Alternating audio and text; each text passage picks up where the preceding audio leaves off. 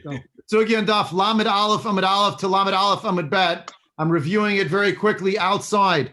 In the last year, here's what we saw. Is lulav a bundle, or is the word lulav referencing just the lulav? The Tanakama said, yes, it is all connected, right? It's all one thing. It's an eged. It's one unit. Rabbi Yehuda said, we do not connect the four species one to the other, but rather lo Makshinan, we don't make a hekesh, a linkage, but rather etrog is the only one of the four species that needs to be hadar, and the other three don't need to be hadar. That's what the Gemara started with. And then the Gemara asked several questions about that assertion, that somehow Rabbi Yehuda is only limiting the word hadar as a qualification for an etrog, but not for a lulav, and not for adasim, not for aravot. The first thing that was said by, if you don't mind, I'm going to mute everybody, but obviously, please don't hesitate. Unmute yourself if you want to speak and participate. I'm not trying to hog it or anything. So the Gemara said, really? How could you claim that Rabbi Yehuda holds that there's no concept of hadar for the lulav itself, when we know that Rabbi Yehuda insists on yagdenu milamala, tying it on top? Now, the Gemara answered, no, the reason why he insists on tying it on top is, number one, you have to tie it on top because the Torah used the expression for lulav, doesn't call it a lulav, calls it kapot tmarim, which could be variously read. The letters kaf, pei, vav, taf could be read as kifot, to tie, to bind something. Kifot tmarim. And so that's why he says you have to tie, but not because it has to look beautiful or some such thing. What's the beauty, by the way? Instead of it falling in all different directions, it's organized, that it's bound up together on the top. Gemara says, no, nothing to do with beauty. It has to do with a technical matter for Rabbi Yehuda, how you read the pasuk of kapot tmarim. Read it as kifot instead of kapot. Number two, perhaps the fact that he requires tying it, what about the detail that is part of that requirement, that you need to tie it with something that is made of lulav material, i.e. palm branch, something from the date palm. And the Gemara says, well, doesn't that show that it has to be beautiful because it has to look just like the lulav? No, answers the Gemara. Actually, you could use some of the equivalent of the entrails of the tree, something from the bark, reeds. As long as it came from the date palm, that's okay. Why did Rabbi Yehuda insist that it had to be made out of something related to the tree and not just use ribbon or something? Answer, we don't want 5 minim, we don't want 3 minim, we want 4 minim.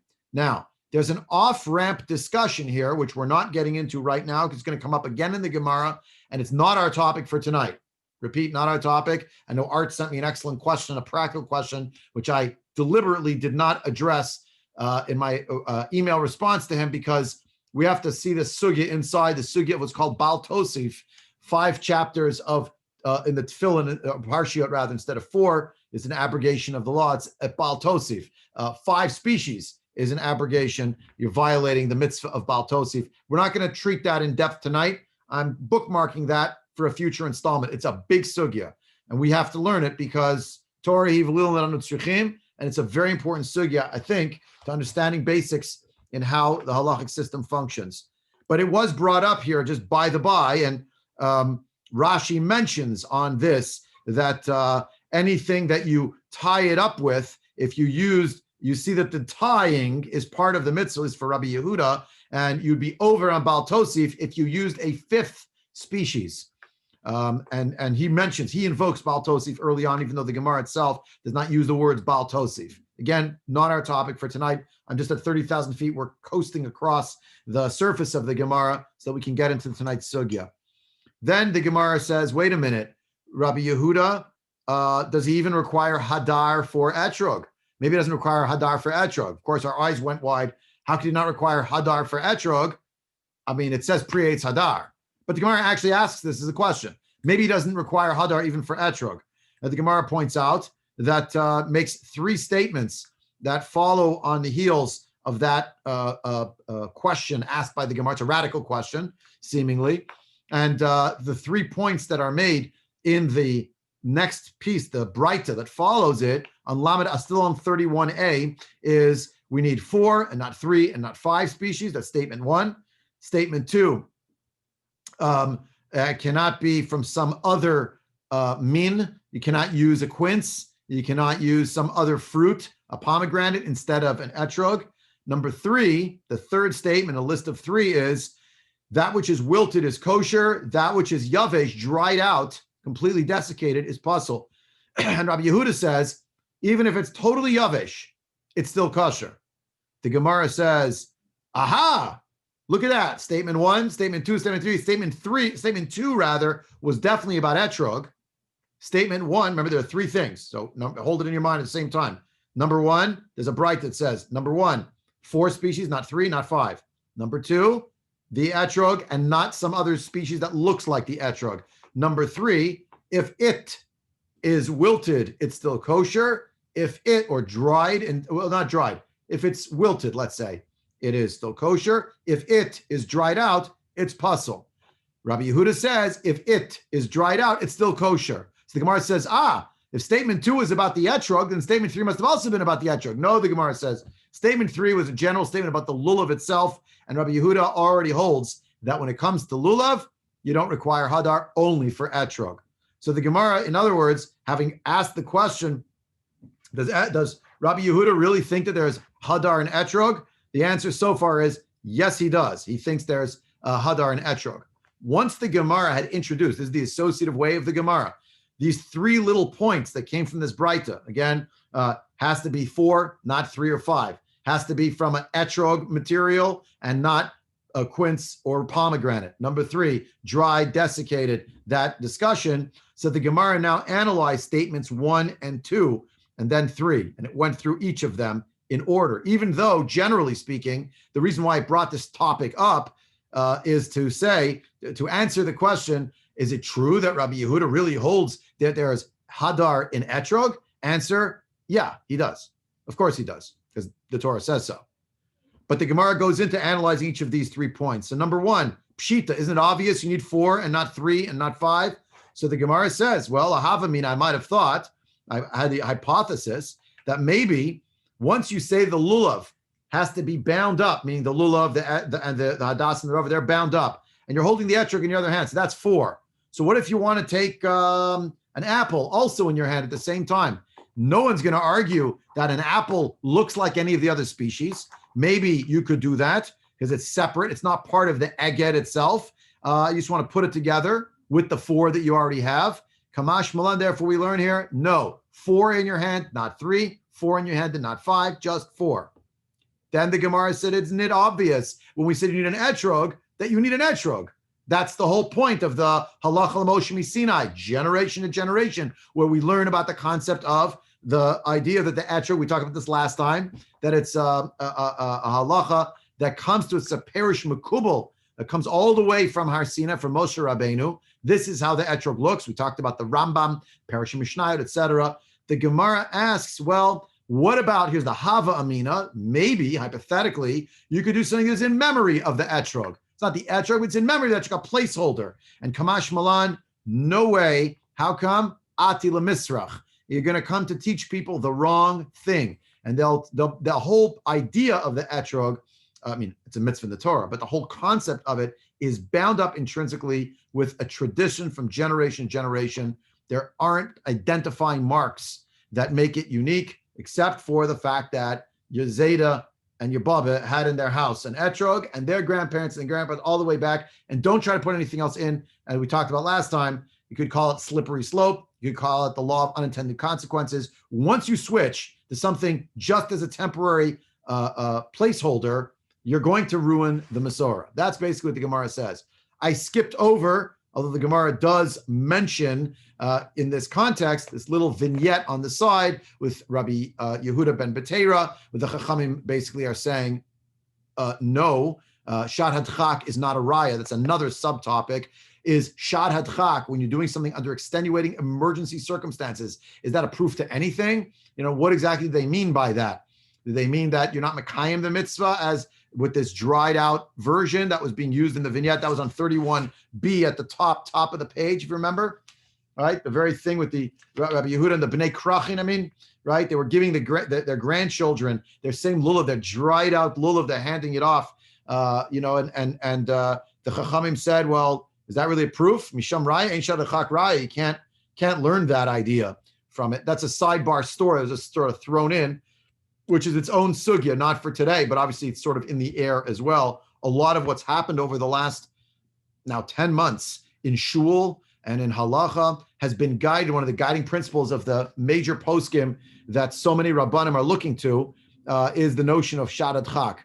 That's the approach right now, very much of Rav Hershel Schachter Shlita, Rav Asher Weiss Shlita, Rav Yosef Tzvi Rimon Shlita, other poskim, Rav Mordechai Willig Shlita, Rabbi Rees Shlita, any of the those who are, let's say, Roshei Yeshiva and Rabbanim to many, many Rabbanim, that is an operative principle for them. The question is always, well, how far does the needle go? You don't throw caution to the wind. They're going to be matir isurim, but there is certain flexibility within the halachic system, which when it's under stress, which it is, of course, now because of COVID considerations, these are the questions that have come up. But hopefully the judgment calls that are being made are not going to lead to atila misrach, and they're not going to be institutionalized necessarily as that which will endure when the alarm clacks in the stop of COVID stops ringing. Haba aleinu l'tova. It should happen sooner rather than later.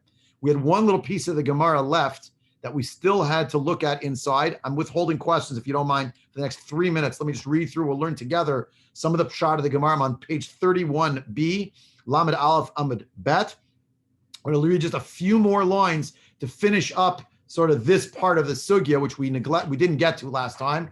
And then I'm going to double back. We're going to look at Rashi and Tosafot and the Ritva, and we're going to see a few things, if we can, in that world, connected to just something basic about trying to understand one of the methodological points that came up here about the world of Gzeira Shava, Hekesh, Smuchin, and I hope to sort it all out, that and more in a couple of minutes. Let's go to the Gemara 31b, and we're up to the point where the Gemara had just said, Ati l'misrach. Remember, that's 1, 2, 3, 4, 5, 6, 7, 8, 9, 10, 11, 12, 13 lines down from the top on 31b. The first two words are the Ati l'misrach. I'm at the third word, really an acronym. Tashma, Etrog Hayashan, Puzzle, Rabbi Yehuda Machshir. We have here an actual limud, an actual breita that says black on white. If you have an etrog that is old, it is puzzle, so say the Chachamim, and Rabbi Yehuda says he is machshiret, meaning he thinks a kosher lulav, totally dried out. Tiyufta de Rava tiyufta. What does tiyufta de Rava mean? This is a great question, a very challenging question against Rava. How do we know? Well, Rava was the one on 31a who had brought up this idea when we had this conversation initially on 31a.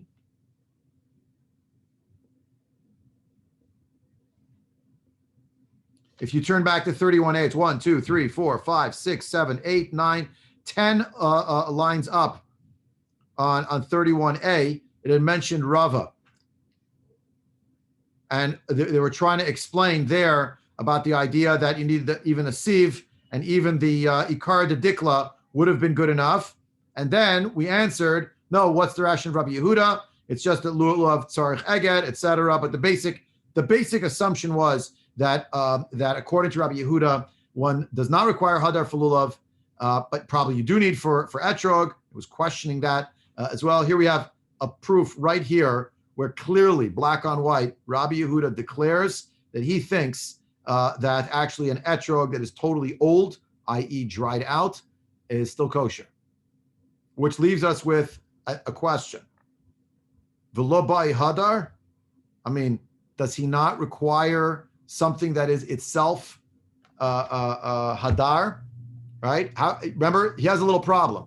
The pasuk itself uses the statement when it's speaking. The pasuk uses the expression pre-eitz hadar. Yeah, it actually says so. It's very hard to discount the pshat of the pasuk. So, does he not hold of hadar at all, or does he have some other idea of what the beauty of the etrog is supposed to be? It can't be about its age and how desiccated it is. because we actually have a Braita where Rabbi Yehuda is quoted as saying that it's just not an issue. You can still use it. Seriously? How could that be? Yeah, it's very strange.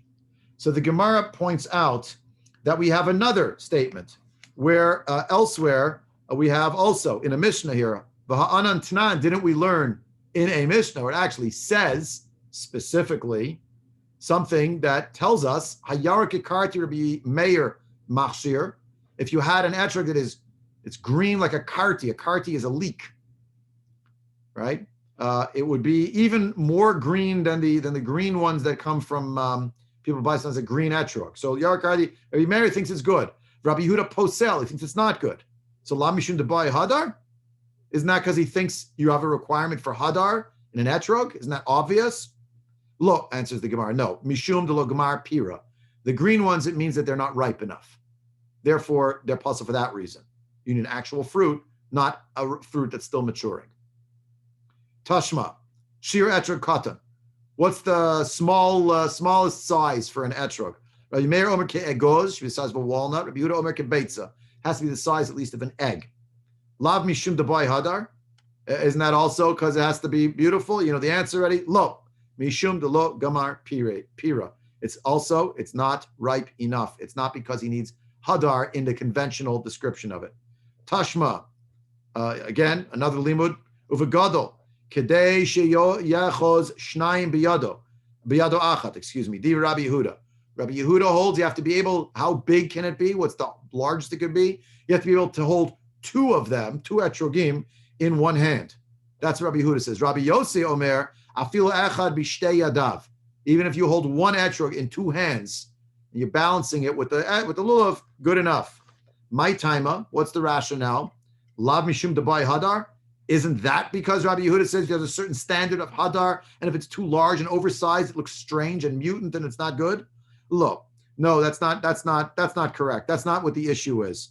Kaven to Amar Rabba, as Rabba teaches, and you have the God Habach pointing out, it says lulav biyamin, etrog bismol. It should really be etrog bismol lulav biyamin. Okay, yeah. Zimin de michalfele va'ati la'apuchinhu va'ati le'ifsule. If you happen to have the lulav and the etrog in the wrong hands, the Gemara here, by the way, by default, another sugya, assumes that you're a righty when you're doing this mitzvah. There's a big shaila if you're a lefty. So do you reverse where you hold a lulav and the etrog? There are deot lakan ulakan. Not for today. It's going to take us way too far afield. But if it's in the wrong hands, basically, and you try to switch it to the correct hands, there's a concern that you're going to drop it and it's going to become puzzle. And therefore, Rabbi Yehuda limits the size of it. It has to be small enough that you'd be able to very easily, effortlessly switch hands. And if it's too large, looks like a melon, so you're going to bobble it, you're going to end up dropping it. Not going to work. Again, the lulav in one had etrog in the other, but if you had it flipped, how do you flip it back? That's the idea.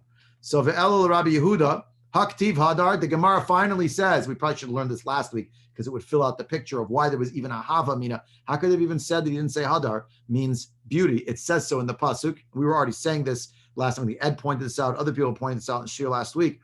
Right? The pasuk says hadar. Says the Gemara, hahu hadar be'ilano mishana l'shana. It's the fruit that lives on the tree from year to year, i.e., it's a perennial of some sort. Not that it comes back every year, but it's always there. Yeah? And that is his definition of hadar. And maybe for Rabbi Yehuda, actually, that's where the Gemara ends. 2 dots, done. Is that actually hadar for Rabbi Yehuda has nothing to do with the standard of beauty and everything to do with the fact that it's one of the inherent characteristics of the etrog is that it stays on the tree all year long. That's what it's not creates hadar, but creates hadar. Art, did I say it correctly? I hope I did. But the dagesh is in the dalet. It's a verb. Yeah, which lives, which dwells, like the word dira, like dirat arai, dirat keva. Hadar means to live, as opposed to hadar. Yeah. Okay. Let me pause here for, as they say, station identification. If anyone has questions, comments, thoughts, before we go to see the sugya of the night, which is about Gezerah Shava, Hekesh, and the like. This was just to fill out the picture of the baseline of what's gone on in the Gemara. I hope this is clear, but please feel free to ask. We give other people to catch their breath, as I turn back to 31a, so we could get into Rashi, Tosafot, and the like.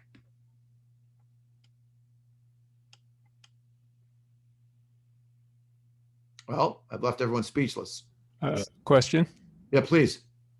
Are this, shall we call it, list of Tashmas considered exhaustive or representative, and there are many others? Or how does the Gemara decide it'll be these and not others and not fewer?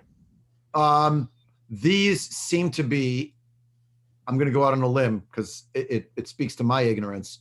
I believe this is an exhaustive list, meaning it's trying all the different permutations and saying, how could you make this suggestion? We have this example, this example, this example, and each time the dissenting opinion is Rabbi Yehuda's dissenting opinion. Yes, but not for the reason you think, is the answer each time. And at the end of this whole discourse, actually, we end up realizing, there was another drasha that Chazal had of this word hadar, to read it as hadar. And in fact, that's how Rabbi Yehuda reads it, which explains now all of the times that it looked like it was an expression of the hidur, of the beauty of the lulav, of the etrog rather, but no, it had some ancillary reason. I believe this is an exhaustive list. There are times when what you'll find in the Rishonim and the Achronim, and again, I'm speaking out of ignorance, so I'm going to freely admit that, and maybe you'll learn something in a Rishon and Achron and prove me wrong here, but in some contexts, you do find that some of the Rishonim and Achronim will say, well, what about that? That context wasn't mentioned. And then it seems like this is like a representative sample of some sort. But sometimes that is what's going on. That is very much the work, by the way, of Rabbi Akiva Eger, who very often you'll find they'll give you, all there is just a little citation, the Gilead Hashas, that just look up such and such. And when you look it up, you realize, well, that could have also been marshaled by the Gemara. There's a whole study of, well, why didn't the Gemara knew about that case, obviously. Why didn't it marshal it as part of its case? But what it was trying to build, right? Thank you. That's its own study. Yeah. So okay. Someone else had their hand up. George, go. Yeah. George. I don't know if it's a question or just a statement where it says "Lo mishum delok gamar peira." The Rabbi Yehuda makes, or the Gemara states that it's because it's not fully developed. It's one of the reasons. So how do they? It's just strange that Rabbi Yehuda machshir the etrog yashan. So in other words, if it's underdeveloped, it's no good. But it's overdeveloped, it's okay. Because if it's correct. Fourth, very small. It's strange. Yeah. I mean, let me put you in the hot seat, George, since you asked it. I mean, not the hot seat, but just it's okay. What would Rabbi Yehuda answer? Do you see a distinction between hasn't come to ripeness and not only has it come to ripeness, it's that hard etrog. I don't know if you ever left yours in a box for too long. I have. It dries out every year. Right. So it's like this hard thing. Like Rabbi Yehuda thinks that's kosher. I mean, really? Why is that any better than the fruit that hasn't yet ripened? Right. That's. You want to leave it as a mystery? I'm hoping somebody will. I'll propose an answer, but I'm making it up because truthfully, I wonder about it too. The best I came up with is before it's ripened, it does not actually have the status of being called that fruit. But once it gets that name, it might not look nice to your aesthetic taste. But according to Rabbi Yehuda, that's actually not really a feature. And therefore, doesn't matter. But it has no chalot shame. It has no status that is attained to being called that fruit until it ripens to that point. L'may nafkamina, any of the halachot that are related to the mitzvah tluyad ba'aretz. It's not a fruit yet. Rabbi, what I was thinking, it's the difference between a fetus and a very old man. Good. I like it. One is already in the status of a full human life. The other is somehow still an appendage of its parent on some level. It's an extension of the parent. Yeah. Very well said. Perfect. Accidents will happen. Yeah, no, I mean that's what it is. Once you see it in that context, you say, okay, right, and it's attained that. Now, by the way, I mean, on the interesting personalities to meet in Shas, and there are many, Rabbi Yehuda, you can see a pattern here of how Rabbi Yehuda looks at the world, when the Chachamim said 2 years ago, I mean, not really 2 years ago, they're saying it right now, right? But in the Gemara, we learned 2 years ago, said there's a limit on how high the sukkah can be, because otherwise it's not really a permanent structure. It becomes a permanent structure. Yehuda said, no, whatever height, what difference does it make? Remember, he said the sky's the limit. I mean, we were asking, really, the sky's the limit? I mean, after a point, even you, Rabbi Yehuda, must admit that it's some kind of a permanent structure. No, not if you built it in a temporary way. No, not if it's schach, right? So it's just a different, it's a different way of looking at the world, I guess, different way of, right? And I can't imagine that Rabbi Yehuda made it up out of whole cloth. This was his Masorah. This is what he knew. This is what he learned. This was his approach. This was what was expected, as his way of, as derech halimud, I would say.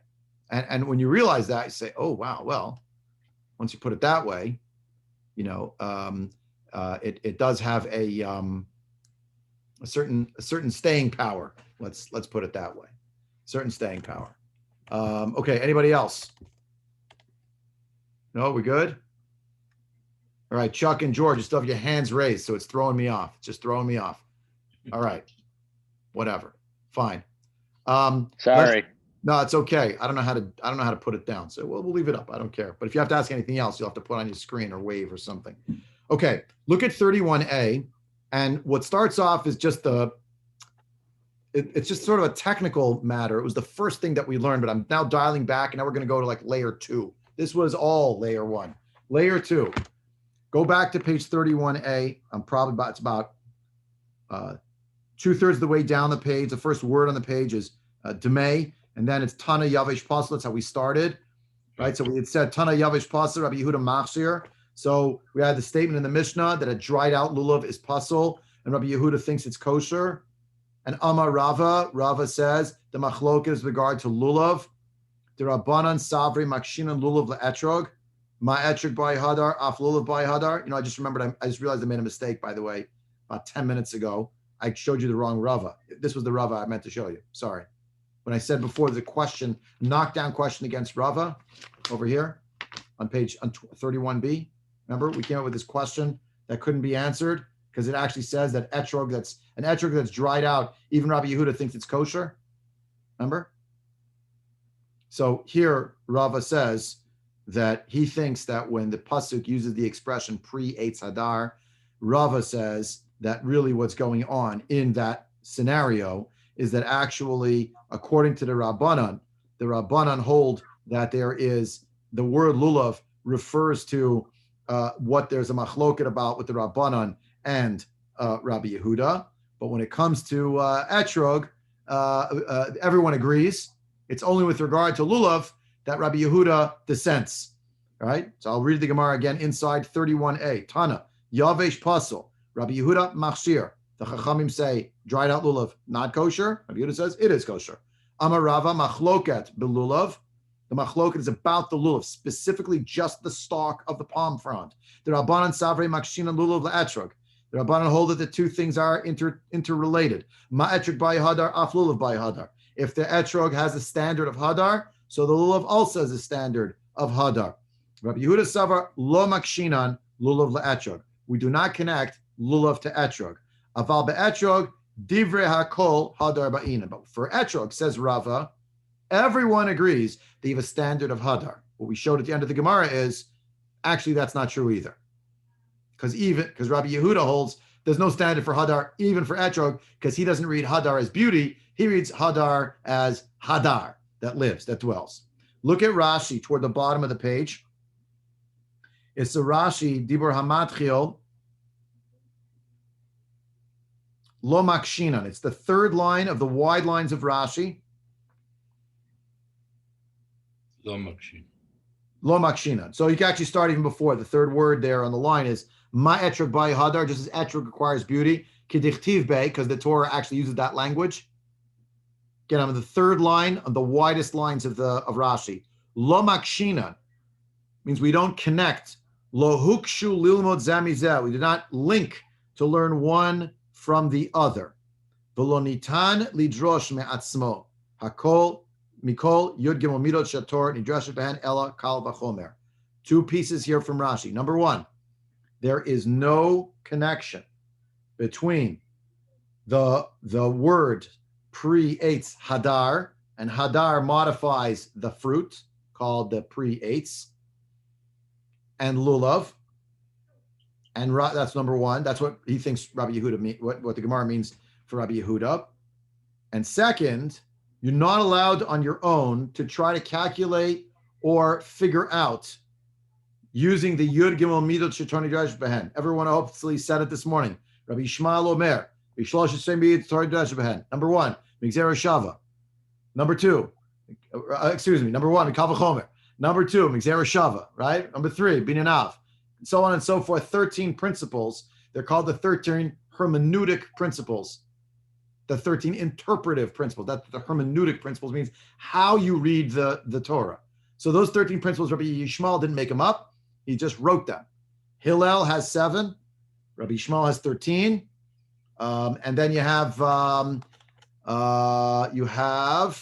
to remember who it is now, who has 32.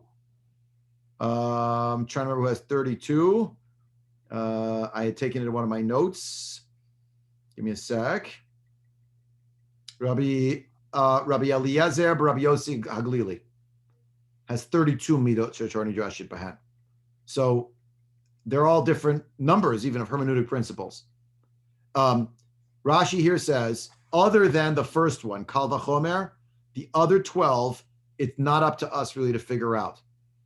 They're all received traditions. We know them from our Rebbeim, we know them from Har Sinai, and that's the end of it. Nothing else to discuss. Only Kal V'chomer, an a fortiori argument could be figured out by the Chachamim in the Torah. Everything else, even though they're saying, oh, it's this principle, oh, it's that principle, doesn't matter. Those principles are just so we'll like remember what's going on. But really everything is received. That's Rashi's view. Tosafot totally disagrees with Rashi. Totally disagrees. But first, just to understand again what Rashi's saying, when the Torah says, L'kachtem lachem bayom harishon, pre-eitz hadar, comma, kapot tmarim, comma, v'anaf eitz avot, comma, v'arvei nachal, period. In that phrase, the words pre-eitz hadar, for Rabbi Yehuda, the word hadar is only on the pre-eitz. It's not on the rest of it, according to Rabbi Yehuda. And according to Rashi's understanding of Rabbi Yehuda, it's not that Rabbi Yehuda didn't think it applied, it's that he knew it didn't apply. How come? Because his Rebbeim told him that there's nothing going on in this pasuk. To extend a concept that is, after all, an adjective on the first item on a list of 4 things, to extend it to the other 3. Okay? Now the Chachamim disagreed. The Chachamim said, why is it the first on the list of 4? It's trying to teach us something about all 4. All of them have a status of hadar, of beauty, that they're aspiring to. And they need to reach a certain threshold that if they don't reach it, it's not good. Yeah? Huh? Okay, next. That's till this minute. Now look at Tosafot with me. Left-hand side of the page. Dibur matchil v'ri savar lo Makshinan lulav le'etrog. The Tosafot begin by quoting Rashi. Perish bakuntrus. It says in the notebook. That's Rashi. Lo hukshu lilmod zeh mizeh, v'lo nitan lidrosh me'atzmo mikol yud gimel midot she'atorni dreshet behen ela kal v'chomer. That's a direct quote from Rashi. No reason to translate it. I just did. That's what we saw in Rashi. Now, the tema gedola. This is a great question. Meaning, this is a really very strange thing for Rashi to say. Perush dafilu smuchin hainu dahainu shnei mikrot smuchin zeh lezeh nitnu lidaresh min haTorah. We know for a fact that when you have 2 psukim that are lined up next to each other, 2 different psukim, but they're juxtaposed one next to the other, they are given to be interpreted one to the other, the fact that they are next to each other. Kida amaran bereish Yevamot, as it says at the beginning of Masachet Yevamot, where it says, Smuchin min haTorah minayin. How do we know that smuchin can be drawn out, the juxtaposition of 2 contexts? How do you know that that's biblically permissible? Shenamar, as it says, a pasuk in chapter 111 of Tehillim, Smuchim la'ad le'olam asuyim be'emet v'yashar. A pasuk marshaled there in the Gemara to tell us that that which is together, juxtaposed one next to the other, in two different psukim next to each other, that we can learn from it lessons, Torah lessons can be derived. So kol shekain, said the Bali Tosafot, hekesha, dahainu shnei dvarim mukashim b'pasuk echad. All the more so when there's a linkage of two things, two concepts, in the very same pasuk. They're in the same basket together. That's not happenstance. That's because the Torah is teaching us that you're meant to link them, and you're allowed to try to link them. Va'afil Rabbi Yehuda, the lo darish smuchin. Now, Rabbi Yehuda, I mentioned already, I set you up, I set us up a little bit by pointing out he had a differentiated derech halimud. So I said, well, you have to have a pretty different paradigm to say, well, it has to be a temporary dwelling. Height requirement? No. Sukka? No height requirement. Oh, a lulav, it has to be beautiful? No. It only says that word with regard to etrog. Oh, it says with regard to etrog? No. That doesn't mean hadar like beauty. It means hadar, means how it lives, how it dwells, how it seasons. Okay. Now we find out, Tosafot tells us that the Gemara in Yevamot teaches us that actually, according to Rabbi Yehuda, you cannot be doresh smuchin so easily. Rabbi Yehuda, unlike the Chachamim, doesn't think that you can see the juxtaposition of two psukim and decide that there are lessons to be learned from one pasuk to the other, except in Sefer Dvarim. In Sefer Dvarim, Rabbi Yehuda acquiesces to the view of the Chachamim. He thinks that Sefer Dvarim is written with a different style. It's called, after all, Mishnah Torah, which in English or in Latin rather is, or probably Greek into Latin, is transmogrified into the word Deuteronomy, Deuteronomy, the second law, Mishneh Torah. And of course, there are differences between Sefer Dvarim and the other four Sfarim of the Torah. According to some of the Rishonim, the Ramban and others, it seems that Moshe Rabbeinu was given some more editorial license to decide which mitzvahs we're going to get in. Hashem had to give the gushpanka, the stamp in the end, and in the end, Hashem did dictate to him word for word what to write and how to write it. But there was some more involvement of Moshe Rabbeinu's choice in some way in the formulation of Sefer Dvarim. In fact, Rav Soloveitchik writes in one of his essays, Sefer Dvarim is the gateway between Torah Shebichtav, Torah Sheba'al Peh. It's squarely, firmly implanted in the world of Torah Shebichtav, but it is leaning in certain ways into the world of Torah Sheba'al Peh. Videi witness the beginning of Sefer Dvarim, it says specifically, Ho'il Moshe be'er et the Torah zot lemor. Moshe began to explicate the Torah. So what's the explication? It's actually the restatement of certain mitzvot in different ways, bringing up mitzvot that hadn't come up earlier in the Torah for various reasons, the whole study of what gets in, what doesn't get in.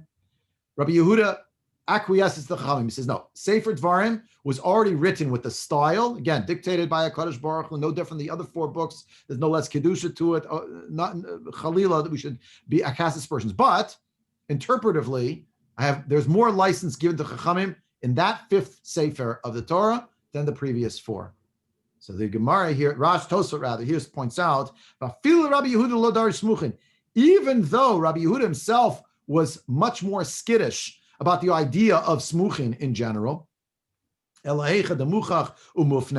only time he was willing to allow it is, it's hard for me to explain these concepts.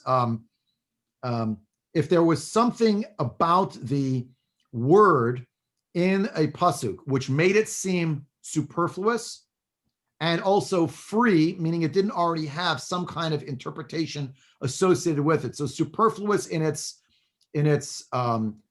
context and the level of pshat, and free, in quotation marks, mufneh, meaning that it's not already associated with teaching us something. Then he was willing to allow in certain circumstances the idea of smuchin. Kida Amarinan Hatam, as is described there in the Gemara in Yevamot on Daf Daled Amud Aleph. I had some fantasy we were going to see that Gemara inside. I have it on another screen, but there's not going to be time tonight. Never mind. But okay. Mikol Makam behekesha. But when we're talking about a hekesh modeh, he actually is. Generally, he agrees. That's not smuchin, that's a hekesh, a linkage between two contexts that are very similar to each other, analogous to each other. He does accept that there could be a relationship between the two. And the point of Tosafot here is, excuse me, Rashi, I'm very sorry. You think this is the rationale of Rabbi Yehuda? Do you think this is it? After all, though, they're actually literally in the same basket. They're in the same pasuk. Obvious that the word hadar teaches to other words. It can't be the way you explain it. Basically, that's their attack on Rashi. And further, Ella, rather, Kol Amidot, all of the 13 attributes that we speak about, the 13 midot Shatorni Dreshet Ben, Rabbi Shmuel Omer Shlosim Mitor Dreshet Ben, Kavachom Gzer Shalom Bin Anav Ben Avikachat, etc., all of that. So Kol Amidot, Adam Dan Me'atzmo, all of them actually is left to the Rabbanim to use their intellect to apply to the Torah as they see fit. Chutz Migzera Shava. The only one that is not that way, say Tosafot, is the Gzera Shava. What's Gzera Shava? The most famous one I always reach for because everyone knows it. Tetvav, Tetvav. It says the 15th night of the month of Nisan, and it says the 15th night of the month of Tishrei. It doesn't call it that. The first month and the 7th month. 15, 15. So we end up learning halachot from the 15th of the first month of Nisan and we apply it to the 15th of Tishrei. 15, 15, it's Gzera Shava. What does that mean? The Ein Dan Ella Im Kain Lamda Mirabo. The only way you can learn a Gzera Shava, say Tosafot, that one you have to get from on high. That has to come from your Rebbe all the way back to Har Sinai. But the other midot, they're there for a reason, to use their intellect to apply it. V'hacha b'svara plige. What's the argument here between the Rabbanan and Rabbi Yehuda about svara?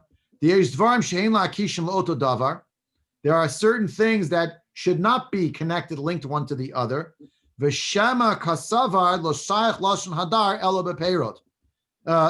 Maybe Rabbi Yehuda is of the opinion that the problem here is, it's true that etrog and lulav, hadassim, aravat, they're all in the world of flora, fair enough. But of those four things, one of those things, to borrow an expression from yesteryear, is not like the other. It's a fruit. Etrog is a fruit, and the other three are branches. Simply put. Yeah, one is a fruit, you can make marmalade out of it, and the other three, that's not what they're there for. This is along the lines of the way that the Ritva saw it as well. The Ritva on our daf, put it on the screen in front of you so you can see it inside.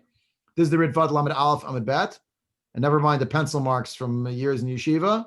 We'll look just over here. Tana Yavish Pasel, Amar Rava Machloket Belulav, the Rabbanan Savre Makshinan Lulav Le'etrog, Rabbi Yehuda Savre Lo Makshinan.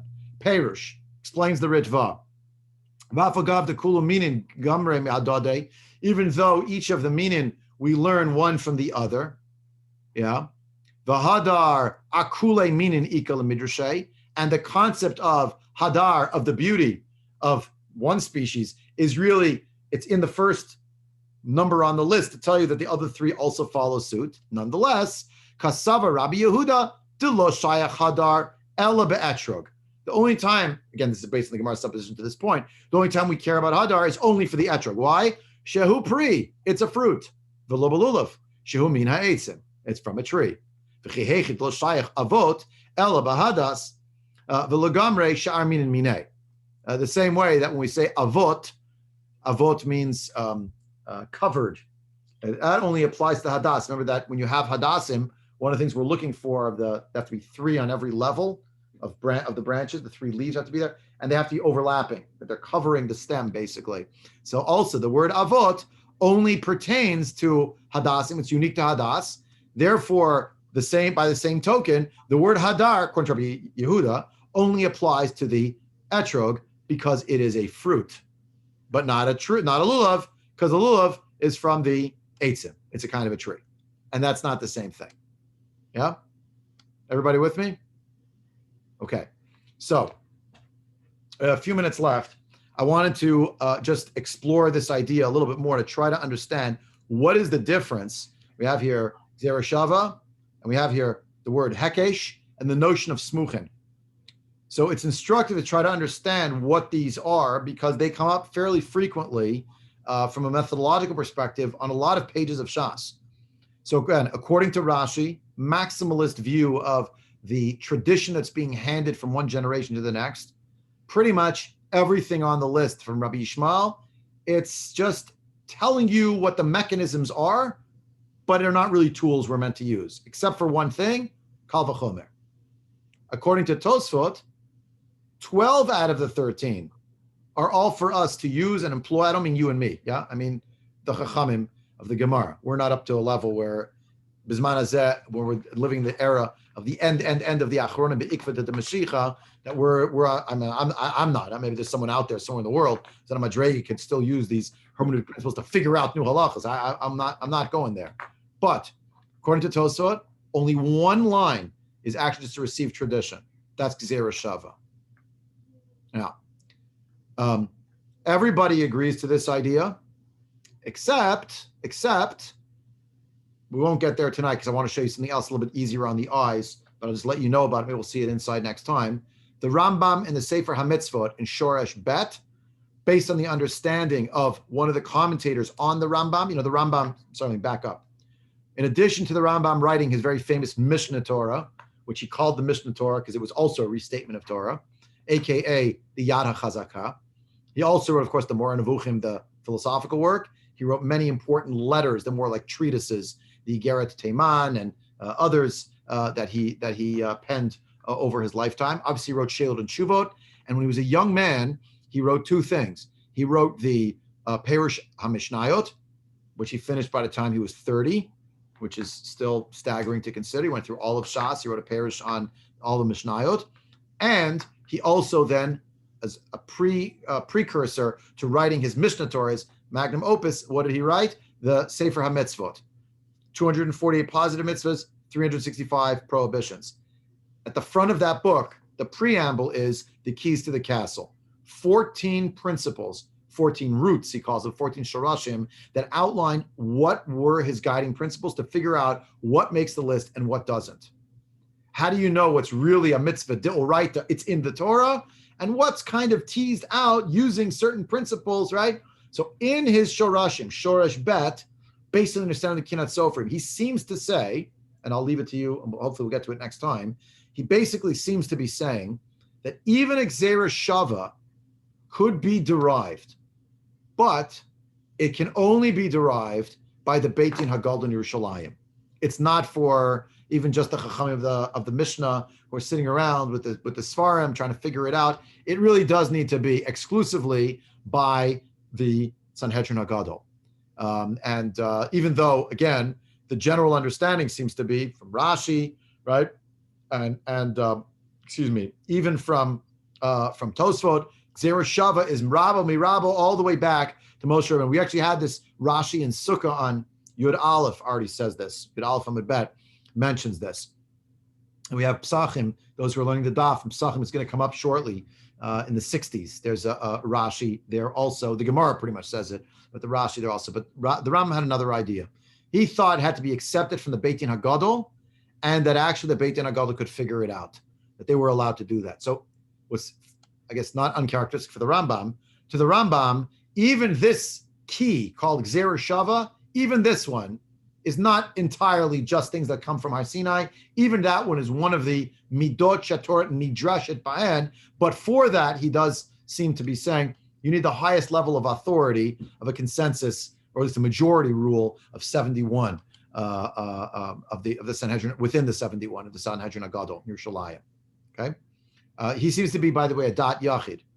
But leave it to the Rambam, of course, to have the more, whatever the word is, the more anthropocentric, rational approach, less received and more, it's being figured out. And you see this about various other things that Rambam has to say in general about subjects related to interpretation and the like. What I thought we would do in the remaining waning minutes is to look at a book that on the face of it, it's translated into English, and I received it many years ago in the I think it was 1989 or 1990. So it's a little time ago. It was translated into English. There's a sefer called Mavos Sha'arim, and I got it from one of my rebbeim as a gift in high school. I don't remember exactly what I did to deserve it. It's a little book. I still have it, and I have it on my shelf, and it's an extremely helpful sefer. It's in English, so a lot of people shy away right there. Well, it can't be serious. It's actually a sefer in Lashon Kodesh by Rabbi Meir Tzvi Bergman, translated into English.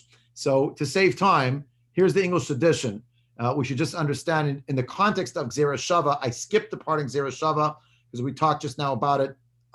What this book does, it drills down different types of Gzeira Shava, but I'm not turning up the microscope on that. I wanted to focus on Hekesh and Smuchin and to see what those are. So Hekesh. Rabbi.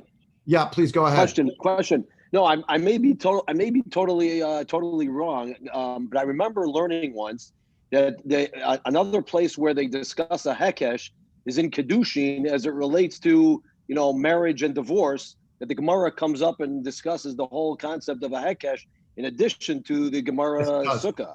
Yes, it does. That's correct. There are a lot of them. That's a good example as well, though. That's a good example as well.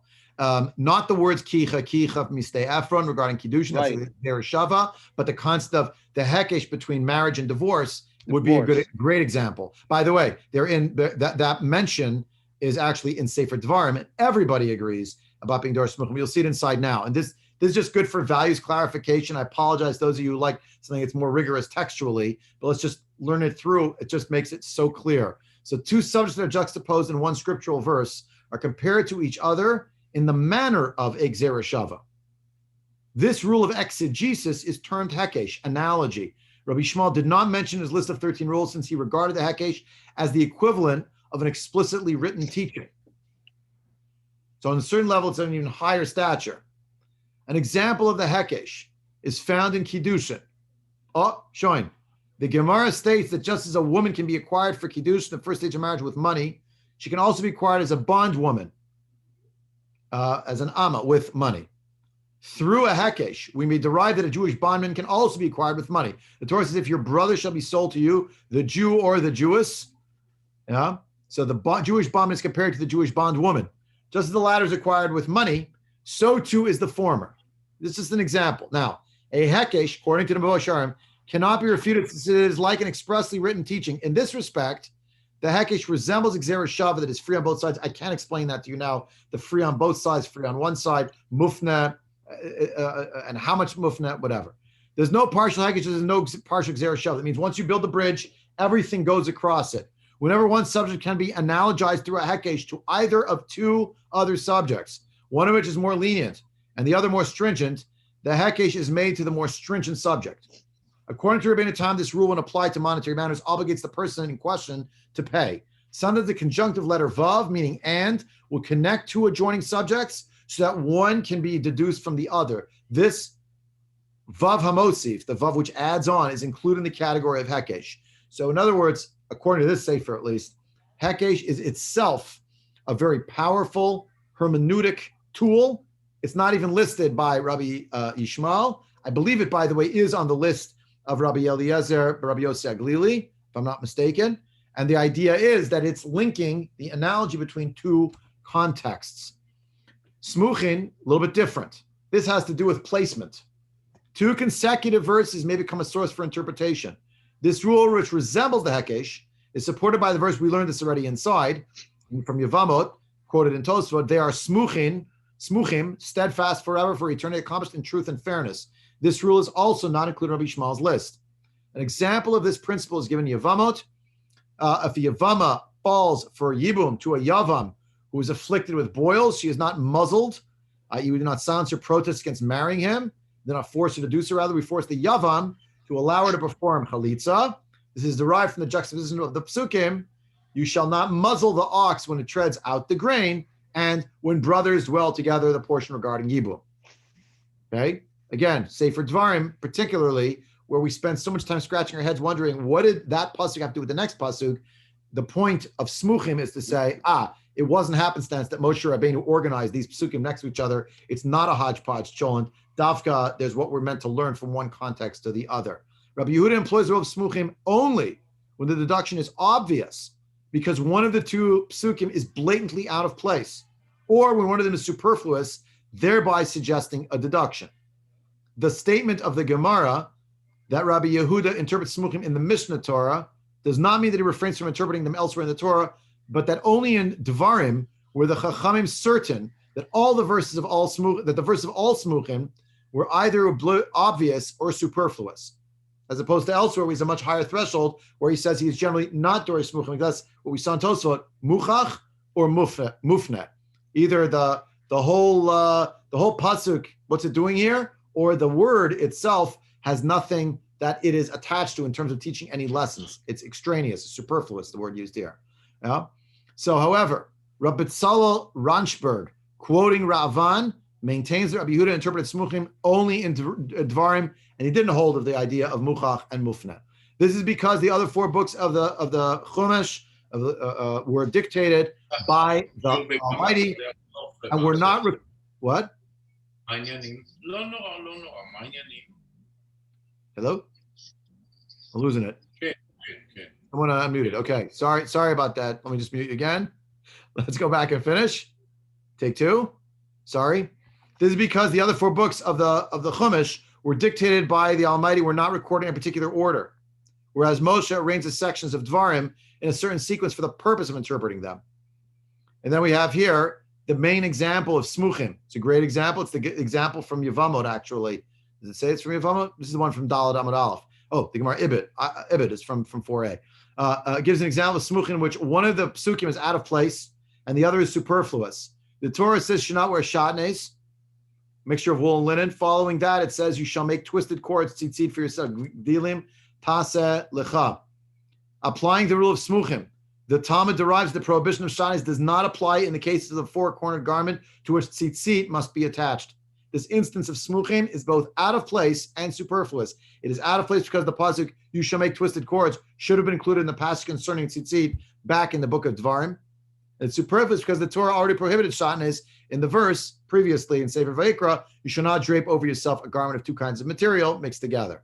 Why are these 2 here now? It's teaching us a lesson about tzitzit, that they can have, the garment itself could be made of shatnez, and it still would be a kosher garment to be able to put tzitzit on, even though normally you're not allowed to wear a garment that has shatnez. So what we saw just now is that even within this world, there's Gzeira Shava that's linking 2 psukim because of 2 words that are identical. That seems to be, according to everybody, except for the Rambam, who seems to have some exceptional idea about it, but according to almost everyone else, it actually is a received tradition from Har Sinai, teacher to student. And if someone says that's not a real Gzeira Shava, it's because they didn't learn it from their Rebbe. According to the Rambam, though, it is actually possible even for the Sanhedrin Gadol to come up with a Gzeira Shava if they were able to vote on it, etc. It's one of the functions of the Beit Din Hagadol. Then we saw the notion of Hekesh, which is the analogy of 2 different contexts.